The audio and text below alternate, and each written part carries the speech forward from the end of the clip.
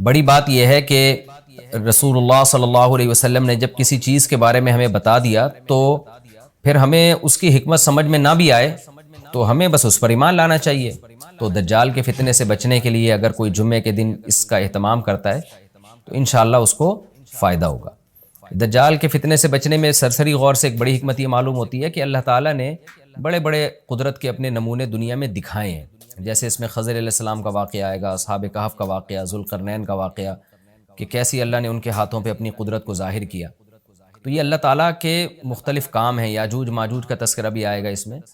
تو اس میں ہمیں پتہ چلتا ہے کہ اللہ کی قدرتوں میں بہت بڑی بڑی قدرتیں، اللہ مخلوق سے بھی بعض دفعہ بڑے بڑے کام لے لیتے ہیں۔ تو دجال بھی اللہ کی ایک مخلوق ہوگا، تو وہ اگر بڑے بڑے محیر العقول کام دکھا رہا ہے تو یہ اس کی علامت نہیں ہوگی کہ یہ خدا ہے۔ جیسے ذوالقرنین سے اللہ نے بڑا کام لیا تو وہ خدا تھوڑی بن گئے، اور خضر علیہ السلام کے ذریعے اللہ نے مردے کو زندہ ایک جو ہے نا وہ دیوار کو سیدھا کروا دیا اور تختہ جڑوا دیا، اور کچھ انہوں نے اللہ کے بتانے سے غیب کی خبریں بتا دیں، تو اس سے وہ خدا تو نہیں بن گئے۔ اور جو اس طرح اصحاب کہف کئی سو یعنی 300 سال تک غار میں سوتے رہے تو اس سے وہ خدا نہیں بن گئے۔ تو ایسے ہی دجال کے جب ہم محیر العقول واقعات دیکھیں گے تو یہ اس کی علامت نہیں ہے کہ یہ خدا ہے، بلکہ اللہ کی مخلوق ہے۔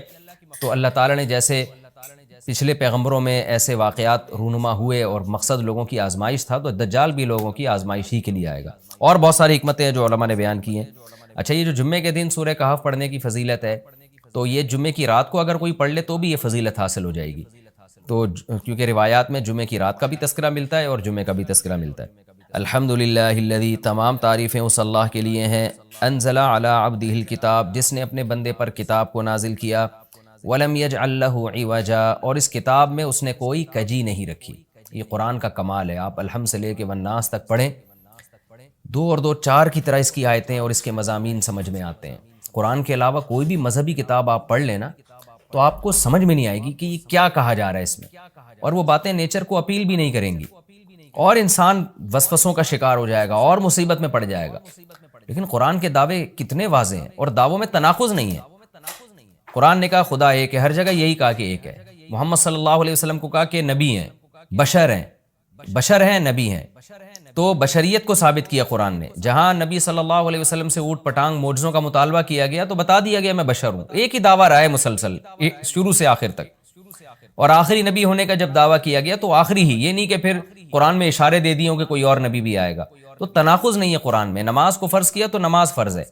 تو یہ جتنے مضامین، پھر اخلاقیات کی جو تعلیم دی وہ تعلیم سیم ہے۔ تو یہ ہے کہ عوج نہیں ہے، بالکل نیچر کو اپیل کرنے والی 2 اور 2 4 کی طرح صاف ستھری باتیں ہیں قرآن مجید میں۔ یہ خود قرآن کا ایک بہت بڑا معجزہ ہے۔ آپ کبھی بھی کسی جھوٹے آدمی کو جب سنیں گے نا، اس کی باتوں میں ٹکراؤ بہت ہوگا۔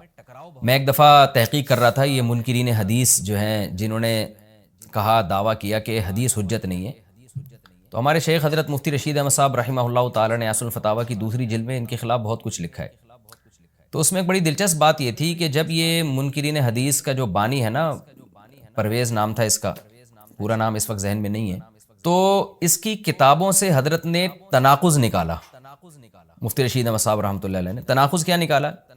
ایک جگہ لکھ رہا ہے کہ حدیث حجت نہیں ہے، دوسری جگہ لکھ رہا ہے کہ حدیث حجت تو ہے لیکن جن ذرائع سے ہم تک پہنچی وہ ذرائع حجت نہیں ہے، اور ایک جگہ لکھ رہا ہے کہ حدیث حجت بھی ہے لیکن صرف نبی صلی اللہ علیہ وسلم کے دور تک کے لیے حجت ہے، ہمیشہ کے لیے حجت نہیں ہے۔ تو ایسے کئی تناقض، تو اس میں حضرت نے لکھا کہ اس سے پتہ چلتا ہے کہ یہ بیچارہ خود اس کو پتہ نہیں ہے کہ یہ اس کا دعویٰ کیا ہے، یعنی اس سے صاف واضح ہوتا ہے کہ ان کا مقصد صرف اور صرف ہمیں اسلام سے ہٹانا ہے، اور حدیث کو مشکوک قرار دے کر، کیونکہ زیادہ تر جو قوانین ہمیں اسلام کے ملتے ہیں وہ تو قرآن میں بہت کم ملتے ہیں، وہ تو احادیث میں ملتے ہیں۔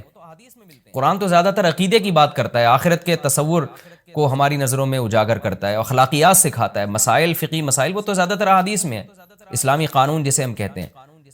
تو مقصد اس کا یہ ہے کہ اسلامی قانون سے کسی طرح لوگوں کو ہٹایا جائے۔ تو جیسے جس وقت بن پڑی وہ دعویٰ اس نے کر دیا۔ کبھی مجلس دیکھی کہ یار اس وقت یہ دعویٰ کرنا زیادہ مناسب ہے کہ حدیث حجت تو ہے لیکن جن ذرائع سے پہنچی وہ ذرائع قابل اعتماد نہیں ہے، تو وہاں اس نے یہ دعویٰ کر دیا۔ تو جھوٹا آدمی کسی ایک بات پہ ٹکتا نہیں ہے۔ آپ مرزا غلام احمد قادیانی کے دعووں کو دیکھ لیں، اس کی کتابوں میں کہیں وہ لکھتا ہے کہ میں نبی نہیں ہوں، میں تو امام ہوں، اور کہیں لکھتا ہے کہ میں شروع میں اس نے یہ دعویٰ کیا تھا کہ میں نبی نہیں ہوں، میں امام مہدی ہوں، پھر اس نے دعویٰ کیا میں حضرت وہی عیسیٰ علیہ الصلوۃ والسلام جو مسیح موعود وہ ہوں۔ اس کی کتابوں میں اتنا ٹکراؤ ہے، وجہ اس کی ہے کہ باطل کا ایک ہدف ہوتا ہے، تو وہ دیکھتا ہے کہ جیسا دیس ویسا بھیس، جیسے اس کا ہدف ہوتا ہے شہرت، دولت، اور یا لوگوں میں پھوٹ ڈالنا یا کوئی منصب حاصل کرنا کسی سے، تو وہ پھر دیکھتا ہے کہ جس وقت جو طریقہ اس کو سوٹیبل لگتا ہے نا، وہ وہی طریقہ اختیار کر لیتا ہے۔ تو ہر باطل میں یہ ہوتا ہے، آج بھی ہم دیکھتے ہیں جو اہل باطل ہوتے ہیں وہ کسی ایک بات پہ ٹکتے نہیں ہیں۔ ایک تو ہوتا ہے نا انسان سے غلطی سے ایک دعویٰ ہو گیا اس سے رجوع کر لے، وہ ایک الگ چیز ہے، وہ تو ہر انسان سے خطا ہو سکتی ہے، لیکن اہل باطل کے دعووں میں بہت ٹکراؤ ہوتا ہے، وہ کسی ایک بات پہ ٹکتے نہیں ہیں۔ آج بہت سارے اسکالرز ایسے ہیں کہ آپ جب ان کی تقریریں سنیں گے یا ان کی کتابیں پڑھیں گے تو انہیں بہت ٹکراؤ نظر آئے گا، اسی سے صاف پتہ چل جاتا ہے کہ یہ لوگ اپنے دعوے میں مخلص نہیں ہیں، ان کا مقصد پھوٹ ڈالنا ہے۔ تو جتنی جو تحریف شدہ آسمانی کتابیں ہیں، یہ جتنے باطل مذاہب ہیں، ان میں بھی آپ کو یہ ٹکراؤ نظر آئے گا۔ تو قرآن یہ دعویٰ بار بار کرتا ہے کہ اللہ تعالیٰ نے جو کلام اپنے حبیب صلی اللہ علیہ وسلم پہ نازل کیا اس میں آپ کو عوج نظر نہیں آئے گا، کوئی کجی نظر نہیں آئے گی، بہت واضح 2 اور 2 4 کی طرح وہ اپنے دعووں کو دعوے کرتا ہے قرآن مجید، اور اس پر دلائل قائم کرتا ہے۔ قیماً، اللہ فرماتے ہیں سیدھا سیدھا کلام ہے، لینذر بأسا، تاکہ یہ ڈرا دے۔ کہ اللہ تو نے اتنا صاف ستھرا کلام نازل کیوں کیا؟ اللہ کہتے ہیں 2 وجہ سے، برے لوگوں کو ڈرانے کے لیے، اچھے لوگوں کو امیدیں دلانے کے لیے، تاکہ برے لوگ برائی سے بچیں اور اچھے لوگوں کو موٹیویشن ملے۔ یہ دعویٰ بھی قرآن کا کتنا پیارا اور کتنا صاف ستھرا ہے۔ برائی کو ختم کرنا چاہتا ہے قرآن، اچھائی کو پروموٹ کرنا چاہتا ہے۔ لِيُنذِرَ بَأْسًا شَدِيدًا، ہم نے کیوں نازل کیا؟ تاکہ یہ ڈرا دے شدید عذاب سے، من لدنہ، اللہ کی طرف سے، یعنی اللہ کی طرف سے ڈرا دے۔ وَيُبَشِّرَ الْمُؤْمِنِينَ، اور ایمان والوں کو خوشخبریاں سنا دے۔ کون سے ایمان والے؟ الَّذِينَ يَعْمَلُونَ الصَّالِحَاتِ، جو اچھے اعمال کرتے ہیں۔ کیا خوشخبری سنا دے؟ أَنَّ لَهُمْ أَجْرًا حَسَنًا، کہ ان کو اجر ملے گا بہت اچھا، اور ایسا اجر ملے گا مَاكِثِينَ فِيهِ أَبَدًا، رہیں گے اس اجر میں وہ ہمیشہ ہمیشہ۔ وَيُنذِرَ الَّذِينَ قَالُوا، اور تاکہ یہ کلام ڈرا دے ان لوگوں کو، الَّذِينَ قَالُوا، جو کہتے ہیں اتخذ اللہ ولدا۔ اللہ نے ڈرانے کا ذکر 2 دفعہ کیا، اس لیے کہ ایک تو عام لوگ جو برے ہوتے ہیں ان کو ڈرا دے، اور مشرکین میں خاص طور پر یہ برائی تھی کہ یہود و نصارہ کی باتوں میں آ کے اللہ کے لیے اولاد ٹھہرا لیا کرتے تھے، وہ فرشتوں کو بیٹیاں کہہ دیا، یا عیسائیوں کی باتوں میں آ کے اللہ کے لیے اولاد ٹھہرا دی۔ تو اس لیے اللہ نے خاص طور پر ان مشرکین اور ان کافروں کا ذکر کیا جو نبی صلی اللہ علیہ وسلم کے دور میں اللہ کے لیے اولاد ٹھہراتے تھے، کہ ان کو بھی ڈرا دیا جائے۔ وَيُنذِرَ الَّذِينَ قَالُوا، اور ڈرا دے ان لوگوں کو جو کہتے ہیں اتخذ اللہ ولدا، کہ اللہ نے ٹھہرا لی ہے اولاد۔ سورہ کہف بھی مکی صورتوں میں سے ہے نا، تو اس میں بھی توحید کا مضمون بہت ہوگا۔ مَا لَهُم بِهِ مِنْ عِلْمٍ، نہیں ہے ان کے لیے اس دعوے پر کوئی دلیل، وَلَا لِآبَائِهِمْ، اور نہ ان کے باپ دادا کے پاس کوئی دلیل تھی۔ یہ اکثر کہتے تھے نا بھائی ٹھیک ہے ہمارے پاس دلیل نہیں ہے لیکن ہم اپنے باپ دادا کو فالو کرتے ہیں، تو اللہ کہتے ہیں تمہارے باپ دادا کے پاس کون سے اس دعوے کی کوئی دلیل تھی؟ اور یہ جملہ ہلکا نہیں ہے، کَبُرَتْ کَلِمَةً، بہت بڑا ہے یہ کلمے کے اعتبار سے، ایسا کلمہ جو ان کی منہ سے نکلتا ہے، منہ سے نکلنے والا کلمہ، یہ بہت بڑا کلمہ ہے، بہت بھاری ہے زمین اور آسمان پر، کہ اللہ کے لیے اولاد ٹھہرا دی۔ اِن یقولون الا کذبا، نہیں بولتے یہ لوگ مگر نرا جھوٹ بولتے ہیں یہ۔ فلعلک باخع نفسک علی آثارہم، اللہ تعالیٰ اپنے حبیب صلی اللہ علیہ وسلم کو تسلی دے رہے ہیں کہ اتنا سری جھوٹ بولتے ہیں اور آپ کی دعوت اتنی واضح ہے پھر بھی ایمان نہیں لاتے، تو اے نبی کہیں ایسا نہ ہو کہ آپ غم میں اپنی جان ہی نہ ہلاک کر بیٹھیں، کیونکہ رسول اللہ صلی اللہ علیہ وسلم کا دل بہت گھٹتا تھا کہ اتنی واضح بات میں کر رہا ہوں، اتنا میرے دعوے میں اتنی کلیئرٹی ہے، اس کے باوجود یہ مانتے کیوں نہیں ہیں؟ تو غم سے آپ کا سینہ گھٹتا تھا، تو اللہ نے آپ کو بتایا کہ یہ آپ کی حالت یہ ہو گئی ہے شاید کہ آپ اپنی جان ہی ہلاک کر بیٹھیں۔ دیکھیں اللہ کا شاید یہ ہماری زبان میں اللہ ہم سے بات کرتے ہیں نا، ورنہ اللہ کے لیے تو شاید نہیں، اللہ کے لیے جو چیز ہوتی ہے یقینی ہوتی ہے۔ تو یہاں شاید کا مطلب کیا ہوگا کہ کوئی بھی دیکھنے والا آپ کی کنڈیشن کو دیکھے نا اس وقت، تو وہ کہے گا کہ آپ کی موت نہ واقع ہو جائے، اتنا غم ہے آپ کو۔ تو مقصد ہے غم کی شدت کو بیان کرنا۔ تو اللہ فرماتے ہیں شاید کہ آپ اپنی جان ہی ہلاک کر بیٹھیں ان کے پیچھے، یعنی ان کے غم میں، اگر یہ لوگ اس قرآن پر ایمان نہ لے کر آئے، اسفا، افسوس اور غم میں آپ کی جان ہی کہیں آپ ہلاک نہ کر بیٹھیں۔ پھر آگے اللہ بتا رہے ہیں کہ یہ ایمان کیوں نہیں لے کر آتے۔ آپ غم نہ کریں، آپ کی دعوت میں کوئی کمی نہیں، آپ کے دلائل میں کوئی کمی نہیں، ایمان نہ لانے کی وجہ ہم بتاتے ہیں کیا ہے. کچھ لوگ لائیں گے، کچھ نہیں لے کر آئیں گے. وجہ کیا ہے وہ ہم بتا رہے ہیں اگلی آیت میں. انا جعلنا ما علی الارض، ہم نے بنایا ہے ہر اس چیز کو جو زمین کے اوپر ہے، زینت اللہ، زمین کے لیے، یعنی زمین والوں کے لیے زینت، اٹریکٹیو بنایا ہم نے. زمین اجڑی ہوئی ہوتی، کسی کا دل ہی نہ لگتا زمین میں، تو سارے آخرت ہی کی فکر میں لگ جاتے.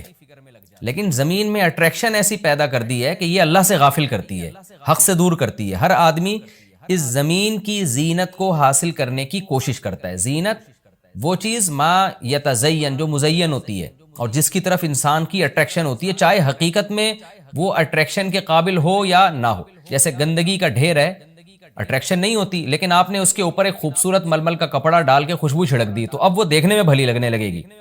تو جو چیز دیکھنے میں بھلی لگتی ہے اس کو مزین کہا جاتا ہے، چاہے حقیقت میں ہو یا نہ ہو. تو اللہ نے کہا کہ ہم حقیقت میں زمین اچھی ہے یا نہیں ہے یہ لوگ اس کو نہیں دیکھتے، بس اٹریکٹیو ہے اس کو دیکھتے ہیں کہ اس کا یہ اٹریکٹ کرتی ہے اپنی طرف. حقیقت میں دیکھا جائے تو مسافر خانہ ہے نا، کتنی بھی مل جائے تو ختم ہونے والی ہے، تو فنا ہونے والی چیزوں سے کون دل بہلاتا ہے. لیکن اللہ بتا رہے کہ ہم نے چونکہ اس کو مزین کر دیا ہے، تو اس مزین ہونے کا نتیجہ یہ ہے کہ کچھ لوگ اس میں پڑھ کے اللہ کو بھول جاتے ہیں اور کچھ اس کی حقیقت کو دیکھ کر اللہ کو یاد رکھتے ہیں. تو آزمائش جبھی ممکن ہے جب اس زمین کو اٹریکٹیو بنایا جائے. آگے اس لیے اللہ نے فرمایا کہ ہم نے بنایا ہے جو کچھ اس زمین کے اوپر ہے زینت اللہ، زمین کے لیے مزین. کیوں بنایا ہے؟ لنبلوہم، تاکہ ہم لوگوں کو آزمائیں، ایہم احسن عملا، کہ ان میں عمل کے لحاظ سے زیادہ اچھا کون ہے. اگر زمین کو مزین نہ بنایا جاتا تو سارے عمل کے لحاظ سے بہت اچھے ہو جاتے، کیونکہ قربانی نہ دینی پڑتی. اب اس مزین زمین کی بہت سی چیزوں کو چھوڑنا پڑتا ہے.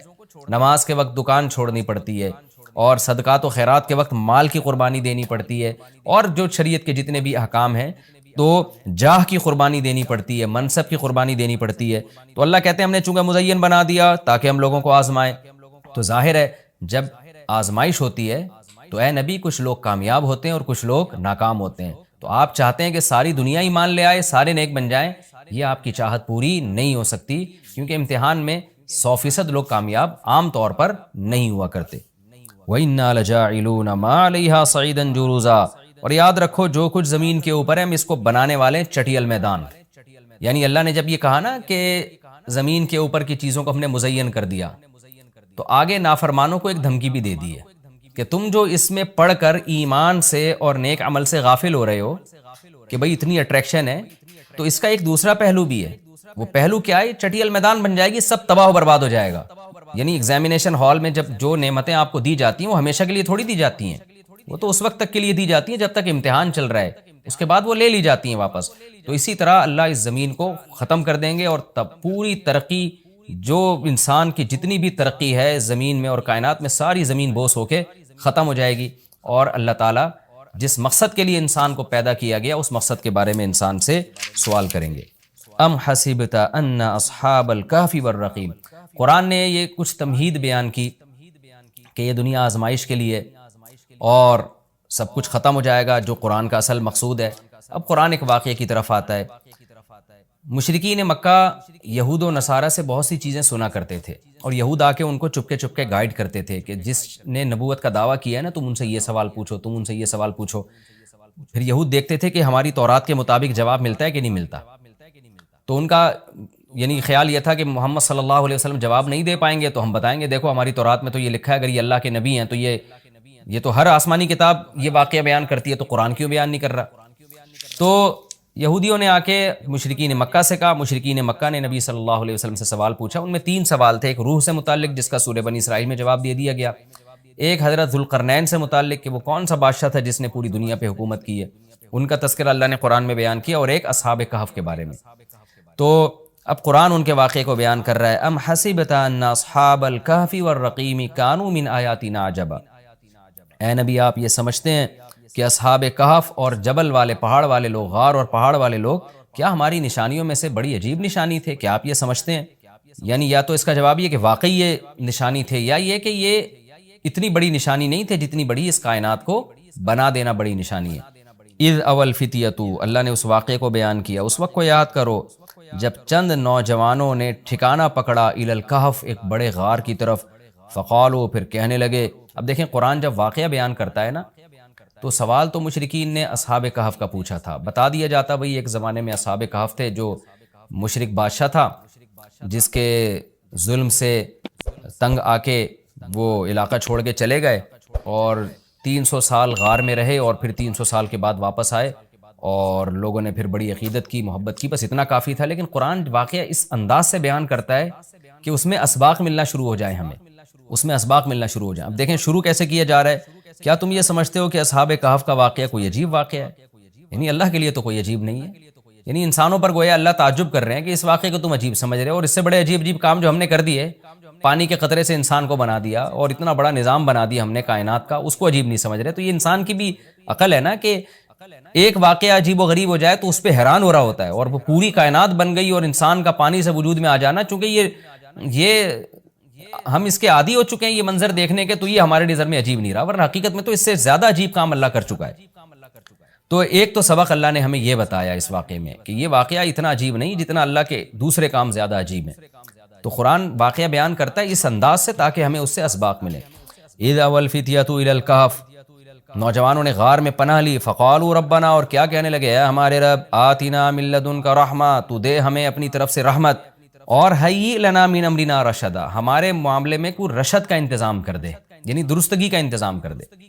اس میں کیا سبق ملتا ہے کہ جو مشرک بادشاہ تھا، کافر بادشاہ تھا، چند نوجوان اسلام لے کر آئے، اللہ کے برحق دین کو قبول کیا، ان کو یہ یقین تھا کہ ہم اس علاقے میں رہ کر اپنے دین اور مذہب پہ قائم نہیں رہ سکتے، لہذا انہوں نے ارادہ کیا ہم ہجرت کرتے ہیں۔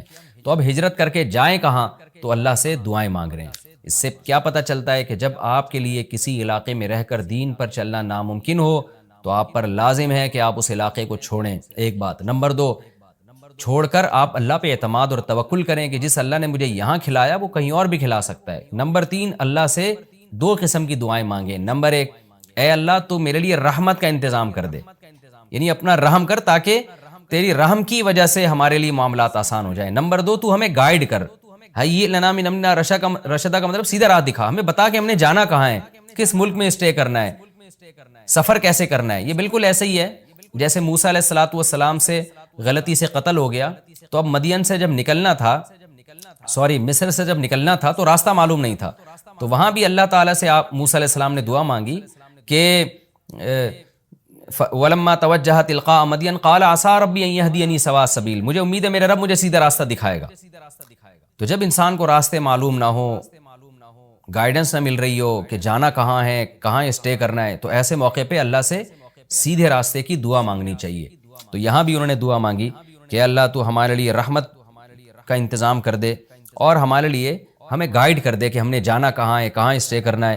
تو قرآن کہتا ہے ہم نے ان کی دعا کو قبول کی، فَضَرَبْنَا عَلَىٰ آذَانِهِمْ، رحمت کا انتظام کیسے ہوا کہ ہم نے غار کے اندر، کیونکہ گئے ان کے کتے کو ساتھ لے کر غار کے اندر گئے، اور وہاں انہوں نے کہا کہ فی الحال ہم یہاں لوگوں سے چھپ جائیں، کسی طریقے سے پناہ میں آ جائیں، پھر دیکھیں گے جی اٹھ کے ہم نے جانا کہاں ہے۔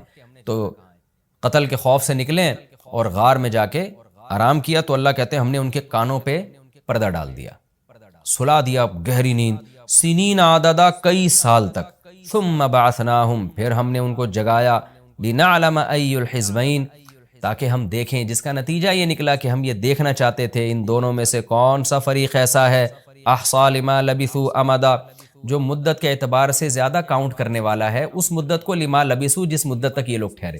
یعنی اللہ تعالیٰ بھی گویا ان کو دیکھ کے خوش ہو رہے ہیں کہ دیکھیں ان کے آپس میں تبصرے کیا ہوتے ہیں، کیونکہ کسی کے ساتھ ایسا کبھی نہیں ہوا۔ تو اب جب یہ اٹھیں گے تو اللہ کی گویا کہ اللہ تعالیٰ بھی ان کی بات کو دیکھ کرنا ایک خوش ہو رہے ہیں ان کو دیکھ کے کہ دیکھو میں یہ باتیں آپس میں کیا کرتے ہیں۔ تو یعنی اس صورت کو الگ سے اللہ نے بیان کیا کہ باقی قرآن بھی دیا اور یہ 7 صورتیں بھی دی، تو یہ اس کی علامت ہے کہ اس صورت کی اللہ کی نظر میں بہت اہمیت ہے۔ اور اللہ نے اس کی صفت یہ بیان کی، بار بار دہرائی جانے والی بار بار دہرائی جانے والی صورت، تو یہ بھی اس کی ایک فضیلت ہے کہ بار بار نمازوں میں دہرائی جاتی ہے۔ نماز میں قرآن کا کوئی بھی حصہ اتنا زیادہ نہیں پڑھا جاتا جتنی سورہ فاتحہ کو پڑھا جاتا ہے، تو بہت بڑی فضیلت ہے۔ اور آپ صلی اللہ علیہ وسلم نے فرمایا، لم ينزل فی التوراۃ ولا فی الانجیل سورۃ مثل سورۃ الفاتحۃ ولا اعظم منها، آپ صلی اللہ علیہ وسلم نے فرمایا نہ اللہ نے تورات میں اس سے بہتر سورت نازل کی، نہ انجیل میں، اور نہ باقی قرآن میں اس سے بہتر صورت نازل کی ہے۔ اور ایک اور حدیث میں آتا ہے کہ رسول اللہ صلی اللہ علیہ وسلم نے ارشاد فرمایا کہ اللہ تعالیٰ فرماتے ہیں قسمت الصلاۃ بینی و بین عبدی، اللہ تعالیٰ فرماتے ہیں میں نے اپنے اور بندے کے درمیان نماز کو ڈیوائڈ کر دی۔ تو یہاں نماز سے مراد فاتحہ ہے، یعنی اس کی اتنی اہمیت ہے کہ اللہ نے فاتحہ کو نماز سے تعبیر کی۔ فرمایا کہ جب کوئی بندہ نماز میں کھڑا ہو کر کہتا ہے الحمدللہ رب العالمین، تو اللہ تعالیٰ فرماتے ہیں حمیدنی عبدی، میرے بندے نے میری حمد و ثنا کی، یعنی فرشتوں سے فخر سے کہتے ہیں۔ اور جب وہ کہتا ہے کہ الرحمن الرحیم، بڑا مہربان نہایت رحم کرنے والا، تو اللہ فرشتوں سے کہتے ہیں اثنا علی عبدی، میرا بندہ زبان سے میری تعریف کر رہا ہے۔ اور جب وہ کہتا ہے مالک یوم الدین، تو اللہ تعالیٰ فرشتوں سے کہتے ہیں مجدنی عبدی، دیکھو میرا بندہ میری بزرگی بیان کر رہا ہے۔ اور جب انسان، یہ تو وہ ہے جو اللہ، یعنی اللہ کا حصہ ہے، یعنی حدیث میں آتا ہے نا میں نے نماز کو اپنے اور بندے کے درمیان ڈیوائڈ، تو کچھ حصہ میرا ہے اور کچھ بندے کا ہے، تو یہ والا تو میرا ہو گیا، یہ میری تعریفیں کر رہا ہے یہ۔ اور فرمایا کہ جب یہ کہتا ہے ایاک نعبد و ایاک نستعین، اے اللہ ہم تیری عبادت کرتے ہیں، تجھ سے مدد طلب کرتے ہیں، تو اللہ تعالیٰ فرماتے ہیں ھذا بینی و بین عبدی، کہ میرے اور بندے کے درمیان ایگریمنٹ ہے کہ یہ توحید پر قائم رہے گا۔ اور اب اس نے جب ایگریمنٹ کر لیا اور میری تعریفیں بھی کر دی، تو اب ولی عبدی ما سأل، اس کا حصہ کیا ہے کہ اب جو یہ مانگے گا اس کو ملے گا۔ تو اب یہ مانگے گا کیا، اللہ تعالیٰ ہم پہ چھوڑ دیتے، ہم الٹی سیدھی مانگنا شروع کر دیتے۔ تو اس لیے اللہ نے فرمایا کہ بڑی چیز مانگو خود، کیونکہ اللہ کی رحمت جوش میں ہے اور اللہ کو پتہ ہے کہ میں دعا قبول کروں گا، تو اس لیے اللہ نے اچھی دعا مانگنے کا ہمیں حکم دیا جو اہم تھی۔ اور حکم کیا دیا، اہدنا الصراط المستقیم، کہ اللہ تو ہمیں سیدھے راستے پر چلا، صراط الذین انعمت علیہم غیر المغضوب علیہم ولا الضالین۔ تو یہ اس طرح سے اللہ تعالیٰ نے فاتحہ کو دو حصوں میں ڈیوائڈ کیا ہے حدیث کے مطابق۔ اور حدیث میں آتا ہے صحیح مسلم میں عبداللہ بن عباس رضی اللہ عنہ سے مروی ہے کہ آپ صلی اللہ علیہ وسلم کے پاس جبریل علیہ السلام بیٹھے ہوئے تھے، اچانک آپ نے ایک زوردار آواز سنی جو اس سے پہلے کبھی نہیں سنی تھی۔ تو جبریل نے فرمایا کہ یہ ایک آسمان کا دروازہ ہے جو کھلا ہے، جو آج سے پہلے کبھی بھی نہیں کھلا تھا، اس سے ایک فرشتہ نازل ہوا ہے، اور فرشتے نے نازل ہو کر پھر نبی صلی اللہ علیہ وسلم کو خوشخبری سنائی اور فرمایا ابشر بنورین اوتیتہما لم یؤتہما نبی قبلک فاتحۃ الکتاب و خواتیم سورۃ البقرہ۔ اس نے آپ صلی اللہ علیہ وسلم کو خوشخبری سنائی اور عرض کیا کہ یا رسول اللہ، آپ کو میں دو ایسی قرآن کی صورتوں کی خوشخبری سنا رہا ہوں جو آپ سے پہلے کسی نبی کو نہیں دی گئی۔ تو ایک تو سورہ فاتحہ اور ایک سورہ بقرہ کا آخری حصہ، آمن الرسول بما انزل الیہ من ربہ والمؤمنون۔ تو یہ اس کے کچھ فضائل ہیں، اس سے معلوم ہوتا ہے کہ بہت بڑی فضیلت ہے۔ ایک فضیلت سورہ فاتحہ کی یہ بھی ہے کہ یہ دم میں بھی رقیہ کے کام آتی۔ صحابی سے ثابت ہے کہ انہوں نے جن اتارا اور سورہ فاتحہ پڑھ کے ان پہ پھونک مارتے گئے اور وہ جن کے اثرات ختم ہوتے چلے گئے۔ تو اس لیے اگر کسی پہ خدا نخواستہ جادو یا جنات کے اثرات ہوں تو سورہ فاتحہ پانی پہ دم کر کے چھینٹے ماریں یا ویسے ہی پھونک ماریں، اس کا بہت فائدہ ہوتا ہے۔ یہ سورہ فاتحہ کیا جو ہے نا کچھ فضیلت تھی جو میں نے آپ کے سامنے بیان کی۔ اب اس کی کچھ تفسیر بیان کروں گا۔ سورہ فاتحہ میں نماز میں اس کا کیا مقام ہے؟ رسول اللہ صلی اللہ علیہ وسلم نے ارشاد فرمایا کہ من لم یقرأ بفاتحۃ الکتاب فلا صلاۃ لہ، بخاری کی حدیث ہے، جو شخص سورہ فاتحہ نہیں پڑھتا اس کی نماز نہیں ہوتی۔ تو اتنی بات تو بہرحال ثابت ہے کہ سورہ فاتحہ نماز کا ایک ضروری حصہ ہے۔ اب اس میں اختلاف ہے فقہا کا کہ امام اگر پڑھ لے تو سب کی طرف سے کافی ہوگی یا نہیں ہوگی۔ اس میں امام ابو حنیفہ رحمہ اللہ تعالیٰ کا جو قول ہے وہ یہ ہے کہ امام اگر پڑھ لے گا تو مقتدیوں پہ پڑھنا لازم نہیں ہے، بلکہ جائز ہی نہیں ہے، کیونکہ امام کی قرات مقتدیوں کے لیے کافی ہے۔ اور امام شافعی رحمہ اللہ تعالیٰ کی رائے یہ ہے کہ امام جب پڑھے گا سورہ فاتحہ تو مقتدی پر بھی واجب ہے، چاہے جہری نماز ہو یا سری نماز ہو۔ اور بعض ائمہ کے نزدیک سری نماز میں تو امام پڑھے گا، جہری میں نہیں پڑھے گا۔